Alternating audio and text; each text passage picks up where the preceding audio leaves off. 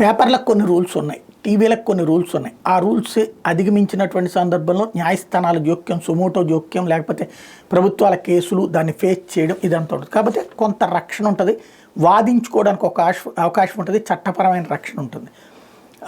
ఎంతవరకు అంటే తప్పు చెయ్యనంత వరకు, లేదా వీళ్ళు చేసేనటువంటి వార్త కరెక్ట్ అని కోర్టులో ప్రూవ్ చేసుకోవడం, లేదా భావ ప్రకటన స్వాతంత్ర హక్కు వరకు వినియోగించుకున్నాం.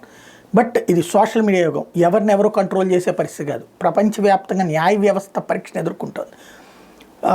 ఎవరైతే తాము ఏ పార్టీని అభిమానిస్తారో, అది అధికారం అయితే అధికారం, ప్రతిపక్షం అయితే ప్రతిపక్షం, వాళ్ళు కోరుకున్నటువంటి విధంగా తీర్పు రాకపోతే న్యాయస్థానాల్ని, న్యాయ వ్యవస్థని, న్యాయమూర్తుల్ని టార్గెట్ చేస్తున్నటువంటి రోజులు. తాజాగా ట్రంప్ యుఎస్ ఎయిడ్కి సంబంధించినటువంటి బిల్లుల చెల్లింపుల్ని, యుఎస్ ఎయిడ్కి సంబంధించినటువంటి ప్రపంచవ్యాప్తంగా వెళ్ళేటటువంటి ఎయిడ్ని ఆపివేస్తూ తీసుకున్న నిర్ణయం, ఎగ్జిక్యూటివ్ ఆర్డర్, ట్రంప్కు ఉన్నటువంటి విశేషాధికారాలని బేస్ చేసుకున్నటువంటి ఉత్తర్వులు మొన్ననే కోర్టు స్టే ఇచ్చిందనుకుని చెప్పుకున్నాం.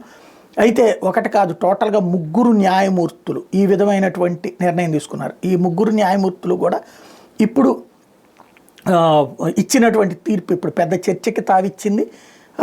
యుఎస్ఎయిడ్ ఆపడానికి వీల్లేదన్నటువంటి పాయింట్ మీద రాబోయేటటువంటి రోజుల్లో ఇది కాస్త కొత్త మలుపులు తిరిగేటటువంటి పరిస్థితి ఉంది.